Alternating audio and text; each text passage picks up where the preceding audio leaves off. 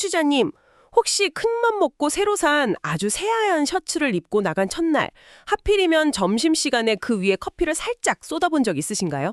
상상만 해도 벌써 스트레스 받네요. 진짜 최악의 상황이죠. 그렇죠. 아마 그 순간 우리의 반응은 아주 본능적일 겁니다.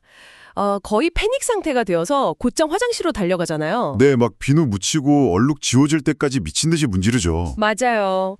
원단이 조금 상하는 한이 있더라도 어떻게든 원래의 그 티 없이 깨끗한 상태로 되돌려 놓아야만 직성이 풀리니까요. 네네, 공감합니다. 그런데 가만히 생각해 보면요. 우리가 삶에서 마주하는 실패나 약간 뼈아픈 나의 한계를 대하는 태도도 딱 이 셔츠 얼룩 닦는 거랑 같지 않나 싶어요. 어떻게든 내 이력서나 인생의 서사에서 그 오점을 빨리 지워버리고 싶어 하는 그런 거요? 네, 맞습니다. 완벽함을 증명해야 한다는 강박 말이죠. 아주 현실적이고 뼈 때리는 비유네요. 우리는 무의식적으로 완벽하고 상처 없는 상태를 삶의 기본값으로 설정해두고 살아가는 것 같아요. 기본값으로요? 네. 그래서 내 삶에 어떤 실패가 딱 발생하면 그걸 일시적인 시스템 오류처럼 취급하거든요. 빨리 극복해서 다시 깨끗한 상태를 복구해야만 내가 정상이라고 믿는 거죠. 극복해야만 정상이다? 그렇죠. 우리 사회가 엄청 열광하는 이른바 인간 승리나 극복 서사 이면에도 사실은 이 강박이 아주 깊게 깔려 있습니다. 결점은 무조건 숨기거나 갈아엎어야 하는 대상이라는 거죠. 근데 만약에 말이죠. 우리가 그토록 지우고 싶어하는 그 얼룩, 그러니까 남들에게 절대 들키고 싶지 않은 처절한 실패나 내 밑바닥의 한계가 사실은 지워야 할 오점이 아니라면 어떨까요? 오점이 아니다. 네. 오히려 우리가 전혀 상상하지 못했던 거대한 의미를 담아내기 위한 완벽하고 유일한 조건이라면요. 오늘 우리가 심층 분석에서 깊이 파헤쳐 볼 이야기가 바로 이겁니다. 흥미롭네요. 오늘 우리의 안내서가 되어줄 자료는 박영선 목사님의 깊은 통찰이 담긴 설교 내용인데요. 이 자료가 우리에게 던지는 화두가 정말 묵직하고 예리합니다. 네, 저도 자료를 보면서 참 많은 생각을 했는데요. 세상이 요구하는 완벽한 진심이나 성공적인 극복이라는 그 무거운 짐을 우리 어깨에서 완전히 내려놓게 만들더라고요. 맞아요. 세상의 기준으로는 철저히 망한 것 같고 아무도 박수 쳐주지 않는 그 실패의 한가운데서 도대체 어떻게 진정한 의미가 피어나는지 오늘 그 역설적인 구조를 따라가 보겠습니다. 좋습니다. 사실 박영선 목사님의 통찰은 종교적인 맥락을 훌쩍 넘어서요. 매일같이 성과주의에 시달리면서 자기 증명을 해내야 하는 우리 현대인들에게 굉장히 날카로운 질문을 던지거든요. 기대되네요. 자, 그럼 이 흥미로운 역설의 세계로 바로 들어가 보죠. 우리가 일상에서 누군가에게 큰 실수를 했을 때 혹은 직장에서 큰 프로젝트를 엎었을 때 스스로 방어하려고 가장 먼저 튀어나오는 변명이 뭘까요? 보통은 내 진심은 그게 아니었어. 이렇게 말하죠. 네네. 의도는 좋았는데 상황이 안 따라준 거다? 다음엔 진짜 잘할게. 약간 이런 식물이요. 그렇죠. 어떻게든 변명을 하죠. 결과를 망쳤어도 적어도 내 마음속 진심만큼은 순수했다는 걸 어떻게든 증명하려고 막 애를 쓰잖아요. 네, 그게 바로 우리가 진심이라는 거에 얼마나 큰 가치를 부여하고 있는지 보여주는 아주 좋은 대목입니다. 박영선 목사님은 바로 이 지점에서 우리가 맹신하고 있는 진심의 모호함, 그리고 그 함정을 날카롭게 지적하시거든요. 진심의 함정이요? 네, 한국 기독교 역사를 예로 들어보면요. 초기 순교의 시대나 엄청 뜨거웠던 부흥 시대를 거치면서 사람들은 이 진심을 신앙의 최고 정수로 여겨왔어요. 신을 향한 티끌 하나 없는 순수한 마음 같은 거요? 그렇죠. 목숨까지 바치겠다는 막 불타오르는 열정, 이런 것들이죠. 그래서 사람들은 자기 진심의 순도를 100%로 유지하려고 진짜 엄청난 에너지를 쏟아붓습니다. 그런데 제가 이 자료를 보면서 진짜 머리를 한 대 맞은 것 같았던 부분이 있어요. 자료에 등장하는 예수님과 베드로의 대화를 분석한 내용인데요. 그 유명한 장면이죠? 네, 청취자님도 아마 이 이야기는 한 번쯤 들어보셨을 겁니다. 예수님이 십자가에 못 박혀 돌아가시기 직전에 수제자였던 베드로가 예수님을 모른다고 3번이나 부인하면서 철저하게 배신을 하잖아요. 네, 닭이 울기 전에 3번 부인하죠. 맞아요. 그리고 나중에 부활하신 예수님이 베드로를 찾아와서 네가 나를 사랑하느냐? 이렇게 3번을 물으십니다. 솔직히 저는 어릴 때부터 이 구절을 읽으면서 베드로가 3번 배신했으니까 예수님이 3번 대답할 기회를 주셔서 죄책감을 씻어주시는구나 이렇게 생각했거든요. 일종의 따뜻한 힐링 드라마처럼 보신 거네요. 네네. 약간 감동적인 회복 스토리잖아요. 네, 대부분의 사람들이 그렇게 부드러운 용서의 서사로 이해합니다. 하지만 박영선 목사님의 분석을 따라가 보면요. 이 장면은 훨씬 더 서늘하고 뼈아픈 현실을 담고 있어요. 서늘하다고요? 네, 예수님의 질문을 사랑이라는 감정적인 단어 대신에 진심이라는 단어로 딱 치환해서 보면 그 숨은 의도가 아주 명확해집니다. 어떻게 달라지는데요? 그러니까 이런 거죠. 너 그때 나를 위해 죽겠다고 했던 그 마음, 그거 진심이었느냐? 네가 철저히 실패한 지금도 그 진심이 남아있느냐? 그렇다면 앞으로는 그 진심을 끝까지 지켜낼 실력이 너에게 있느냐? 이렇게 묻는 거라는 겁니다. 와, 그렇게 해석하니까 갑자기 분위기가 막 숨막히는 청문회장이 되는데요. 그렇죠. 베드로의 밑바닥을 아주 벅벅 긁어내며 묻고 계신 거예요. 베드로 입장에서는 정말 할 말이 없는 거잖아요. 제 진심은 맞았는데요. 막상 죽음의 공포가 딱 닥치니까 제 실력이 그 진심을 도저히 못 따라갔습니다. 이렇게 무능함을 인정할 수밖에 없네요. 맞습니다. 그게 핵심이에요.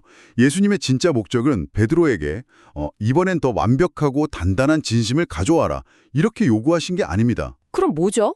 오히려 도덕적 기준이나 현실의 잣대 앞에서는 인간의 진심이라는 게 얼마나 가볍게 그리고 무력하게 무너질 수밖에 없는지를 명백하게 직면하게 만드신 거죠. 아, 사실 우리도 그렇잖아요.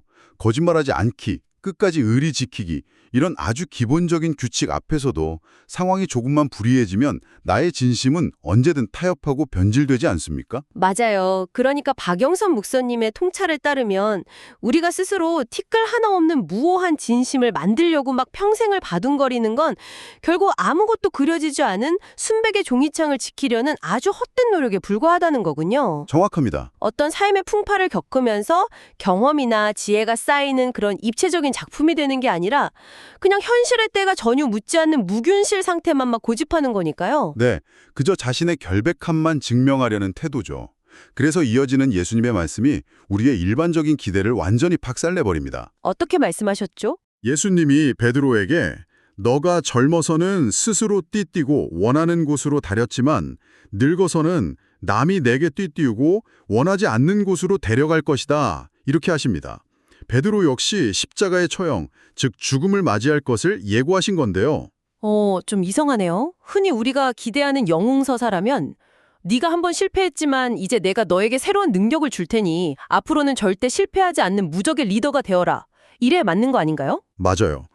저라도 당연히 그런 웅장한 결말을 기대했을 겁니다. 하지만 결론은 정반대죠. 네. 너는 실패했다. 너에게는 너의 진심을 지켜낼 실력이 없다. 그리고 너는 평생 원치 않는 곳으로 끌려다니는 한계 속에서 살게 될 것이다. 이렇게 베드로의 실패와 한계를 영원히 그의 삶에 못 박아버리신 거예요. 잠깐만요. 여기서 제 머릿속에 경고음이 막 강하게 울리는데요. 청취자님들도 아마 비슷하게 느끼실 것 같아요. 현대사회에서 너는 실패했다. 네 한계를 평생 안고 살아라. 이 말은 곧 인생의 낙오를 의미하잖아요. 그렇죠. 완전히 끝났다는 선고처럼 들리죠. 우리는 늘 실패는 성공의 어머니다 이러면서 멋지게 복귀하는 복수극을 좋아하는데 내 한계와 자책을 평생 안고 가라는 건 너무 가혹하고 무기력한 결론 아닌가요? 우리가 흔히 아는 보상 심리랑은 완전히 충돌하거든요. 네, 그 당혹감이 바로 우리가 이 자료에서 얻어갈 수 있는 가장 매력적인 지점입니다. 매력적이라고요? 네, 현대인들이 무언가에 실패했을 때 단순히 돈을 잃거나 지위를 잃어서 고통스러운 게 아니거든요. 가장 견디기 힘든 건 나는 자격이 없다. 나는 구제불능이다. 이렇게 느끼는 자책감과 막막함이에요. 아, 맞아요. 스스로 무너지는 그 느낌. 그런데 박영선 목사님은 그 베드로의 실패, 그 끔찍한 자책감이 극복해서 지워버려야 할 오점이 아니라고 말합니다. 오히려 그것이 신의 위대한 뜻을 담기 위해 절대적으로 필요한 조건이라고 설명하시죠. 조건이요? 네, 성경의 비유를 빌리자면 이게 바로 질그릇에 담긴 보배의 논리입니다. 아, 질그릇? 그러니까 막 흙으로 대충 빚어 만든 언제든 깨지기 쉽고 볼품없는 그릇을 말하는 거군요. 그렇습니다. 한번 상상해 보세요. 만약 내 그릇이 순금으로 만들어진 아주 완벽한 금그릇이라면 사람들은 그 안에 담긴 내용물이 아니라 번쩍이는 금그릇 자체에 감탄할 겁니다. 역시 저 사람은 원래 훌륭해, 진심이 대단해 하면서요. 그쵸. 그릇만 쳐다보겠죠. 하지만 그릇이 쩍쩍 갈라지고 투박한 질그릇이라면 어떨까요? 그 안에서 찬란한 빛이 막 새어나올 때 사람들은 그릇이 아니라 그 안에 담긴 보배가 진짜라는 걸 알게 됩니다. 와, 그러니까 너는 실패했지만 다음엔 잘해라 하고 막 채찍질하는 게 아니라 네 실력과 네 진심으로는 이 거대한 뜻을 이룰 수 없으니 오히려 무너져 내린 네 부족함과 한계 속에 그 자책감 속에 내가 나의 영광을 직접 담아내겠다. 이런 선언이군요. 정확히 그겁니다. 기적 같은 역전승이나 완벽한 극복서사가 내 삶에 일어나지 않더라도 나의 결핍과 무능적 그 자체가 오히려 더 큰 의미를 담아내는 가장 완벽한 용기가 된다는 거죠. 아주 역설적이고도 깊은 해방감을 주는 논리입니다. 이거 정말 깊은 위로가 되는데요. 청취자님, 한번 곰곰이 생각해 보세요. 우리는 늘 내 그릇의 재질을 흙에서 금으로 바꾸려고 인생을 막 허비하잖아요. 네, 끊임없이 금그릇이 되려고 하죠. 자격증 따고 스펙 쌓고 소셜미디어에 막 완벽한 내 모습만 전시하고 어떻게든 내 결점을 숨기느라 매리 진을 뺐는데 이 자료는 그 질그릇 상태 그대로 있어라. 거기에 진짜 의미를 담아내는 건 네가 아니라 신의 영역이다. 이렇게 말해주는 거니까요. 맞습니다. 내가 뭘 증명하려고 발버둥 칠 필요가 없는 거죠. 그런데 여기서 한 가지 의문이 딱 생깁니다. 우리는 도대체 왜 이렇게 피곤할 정도로 보상과 성공, 극복에 집착하게 된 걸까요? 자료를 보니까 이 현상에 대한 아주 뼈아픈 진단이 하나 등장하더라고요. 네, 박영선 목사님은 그 원인을 우리가 결론을 남용하는 현상에서 찾고 있습니다. 결론을 남용한다? 자료에서는 이걸 기독교의 부활 개념에 빗대어 설명하는데요. 기독교인들은 이미 예수의 부활이라는 궁극적인 승리의 결론을 알고 있지 않습니까? 그렇죠. 해피엔딩을 이미 아는 셈이죠. 그러다 보니 당대에는 가장 끔찍한 수치자, 철저한 실패, 조롱의 상징이었던 십자가의 처형마저도 지금에 와서는 마치 권력이나 성공으로 가는 화려한 프리패스처럼 오해해버린다는 겁니다. 아, 이거 무슨 말씀인지 딱 알 것 같아요. 제가 이 부분을 읽으면서 우리 일상에서 흔히 겪는 결과론적 사고가 딱 떠올랐거든요. 결과론적 사고라 어떤 거죠? 청취자님, 우리가 축구 경기를 재방송으로 볼 때를 생각해 보세요. 만약 우리 팀이 3대 0으로 크게 이긴다는 결과를 이미 뉴스에서 보고 알고 있다면 전반전에 우리 팀이 아무리 밀리고 상대방한테 골대를 막 몇 번이나 내어주는 위기를 겪고도 우리는 소파에 누워서 팝콘 먹으면서 웃으며 봅니다. 아, 어차피 이길 건데 뭐 이러면서요? 네네, 좀 헤매네 이러고 말죠. 하지만 실제 그 순간 피치 위를 뛰고 있는 선수에게는, 그리고 결과를 모른 채 그 시간을 통과해야 하는 사람에게는 그 과정의 1분 1초가 피말리는 고통이고 진짜 절망이거든요. 아주 탁월한 연결이네요. 선수들은 그 고통스러운 과정을 직접 땀 흘리면서 뚫고 나가야 하죠. 그런데 박영선 목사님의 날카로운 비판은 이겁니다. 네. 우리가 부활이라는 정답, 즉 궁극적인 승리의 결론을 미리 내 삶에 갖다 쓰는 바람에 현실 속에서 마땅히 겪어야 할 과정의 고통을 전혀 견디지 못하게 되었다는 거예요. 아, 현실에서 세상이 나를 짓누르고 아무런 보상도 주어지지 않고 내 노력이 처참하게 실패하는 그 막막한 시간들을 아예 참아내지를 못하는 거죠. 그래서 자료에 미리 갖다 쓴 권력이라는 표현이 나오는 거군요. 결과가 보장되어 있으니까 과정의 고통은 건너뛰고 당장의 영광만 당장 내놓으라고 떼를 쓰는 상태. 그렇습니다. 신앙이라는 이름조차도 세상의 힘의 논리에 똑같이 오염되어서 당장의 성공이나 두둑한 보상, 남들 위해서는 권력을 추구하는 수단으로 변질시켰다는 아주 뼈아픈 비판입니다. 와. 십자가의 진정한 의미는 철저히 부서지고 낮아지는 과정 그 자체에 있는데 현대인들은 그것을 기복적인 성공 스토리로 둔갑시켜버렸다는 거죠. 와, 미리 갖다 쓴 권력. 이거 진짜 전곡을 찌르네요. 과정 속에서 겪는 절망이나 실패를 철저히 무시하고 오직 승리와 보상만 요구하면 도대체 어떤 일이 벌어질까요? 결국 내 삶에 내가 원하는 타이밍에 기적이 일어나지 않을 때 스스로를 무섭게 파괴하게 됩니다. 맞아요. 자신을 공격하죠. 내 진심이 부족해서 실패했나? 내가 노력을 덜해서 능력을 못 받았나? 막 이러면서 또다시 그 지독한 자책의 늪으로 빠지게 되잖아요.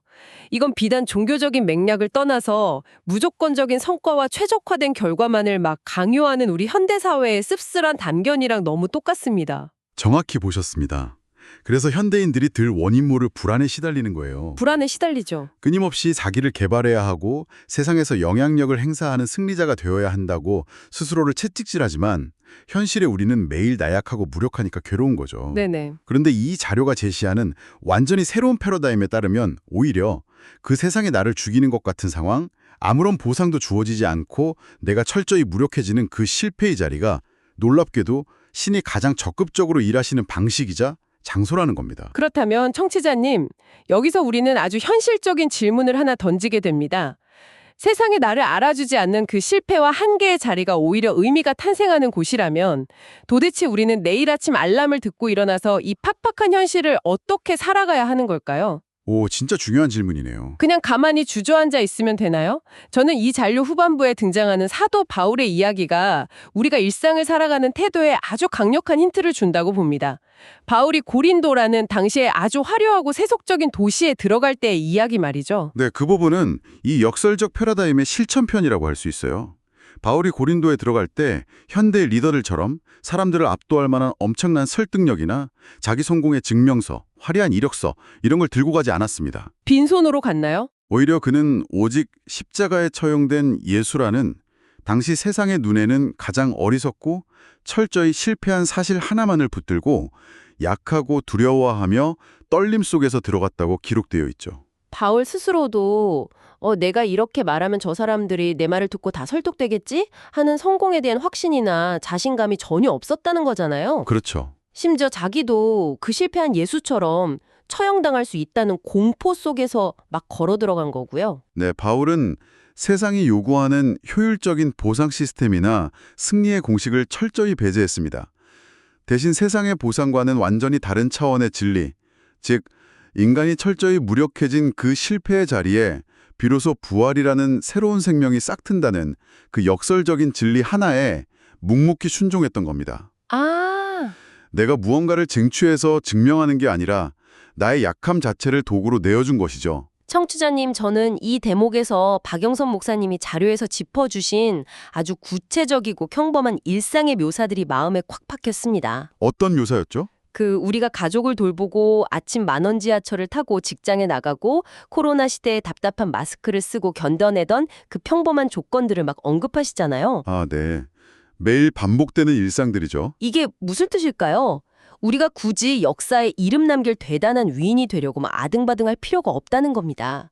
나의 부족함을 표백제로 벅벅 씻어내느라 완벽한 스펙을 덧칠하느라 소중한 인생을 낭비하는 대신에 지금 나에게 주어진 이 볼품없는 현실의 조건들을 도망치지 않고 묵묵히 살아내는 것. 남들이 볼 땐 지루하고 아무것도 아닌 것 같은 그 하루하루의 일상이 사실은 이미 거대한 의미를 그려내고 있는 웅장한 과정이라는 거죠. 와, 우리를 정말 숨쉬게 하는 감동적인 결론입니다. 예수님이 이 땅에 오셨을 때 당시 사람 중 아무도 그를 위대한 구원자나 성공한 영웅으로 알아보지 못했어요. 네, 그랬죠. 성경 이사야서 53장의 예언 그대로 그에게는 흠모할 만한 아름다운 요건이 단 하나도 없었거든요. 그가 철저히 실패한 자의 모습으로 십자가에서 죽었을 때 세상 사람들은 저 실패자의 인생은 끝났다 이러면서 조롱했습니다. 네. 하지만 바로 그 가장 낮아진 지점에서 인류 구원의 역사가 완성되었습니다. 이것은 매일을 버텨내는 우리에게 진짜 엄청난 위로를 던집니다. 어떤 위로일까요? 우리의 평범하고 남들보다 약간 뒤처진 것 같고 때로는 매일 실패하는 것 같은 일상 역시 세상이 알아주지 않아도 화려한 보상이 주어지지 않아도 전혀 괜찮다는 것입니다. 남들이 알아주지 않아도 아무 문제가 없다. 네, 나의 삶이 세상 사람들에게 아무런 인정도 받지 못하고 마치 낡은 부품처럼 집어치워지는 것 같은 그 외로운 자리에 이미 신께서 생명과 의미라는 부활의 꽃을 심어 놓으셨기 때문입니다. 아, 부활의 꽃을 심어 놓으셨다. 네, 무언가 특별한 업적으로 내 존재 가치를 막 증명하려 애쓸 필요 없이 상처 있고 결핍된 나라는 이 유일한 존재의 삶을 그저 묵묵히 상실하게 살아내는 것 자체가 가장 위대한 순종이자 기적이라는 통찰이죠. 오늘 우리가 심층 분석에서 나눈 이야기들 정말 깊은 여운을 남깁니다. 청취자님, 오늘 우리가 함께 파헤쳐본 박영선 목사님의 메시지를 제 나름대로 한 줄로 요약하자면 이렇습니다. 네, 들어보죠. 나의 뼈아픈 한계와 실패를 벅벅 문질러 없애어 발버둥치는 대신 그 깨지고 불완전한 틈새로 이미 위대한 의미가 스며들고 있음을 인정하라. 그리고 오늘 하루 거창한 기대를 내려놓고 묵묵히 평범한 일상을 살아내는 용기를 가져라. 참으로 우리가 짊어진 무거운 성과주의의 짐을 확 벗게 해주는 따뜻하면서도 날카로운 통찰이었습니다. 네, 정말 그러네요. 그런데 여기서 우리의 논의를 딱 한 단계만 더 밀고 나가볼까요?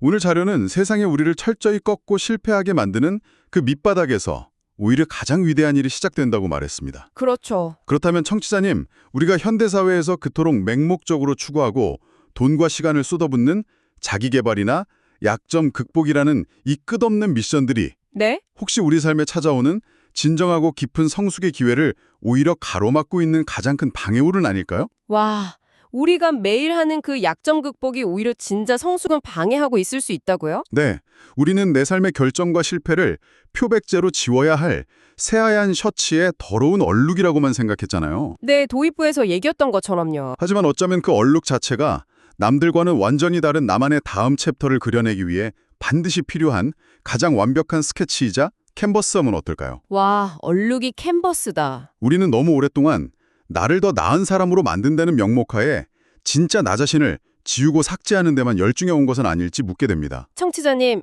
오늘 아침 화장실 거울 앞에서 혹은 고단한 퇴근길 지하철 안에서 이 질문을 꼭 한번 음미해 보셨으면 좋겠습니다. 내 삶에 묻어있는 이 얼룩은 서둘러 지워야 할 오점인가? 아니면 나만의 새로운 캔버스가 시작되는 완벽한 조건인가? 참 많은 걸 생각하게 하네요. 오늘 우리가 함께한 이 심층 분석은 여기까지입니다. 치열하고 때로는 막막한 일상 속에서 여러분의 그 깨진 질그릇 안에 담긴 진짜 보배를 발견하시길 진심으로 응원합니다. 저희는 다음 시간에 더 새롭고 생각의 틀을 깨는 이야기로 다시 찾아오겠습니다. 끝까지 함께해 주셔서 감사합니다.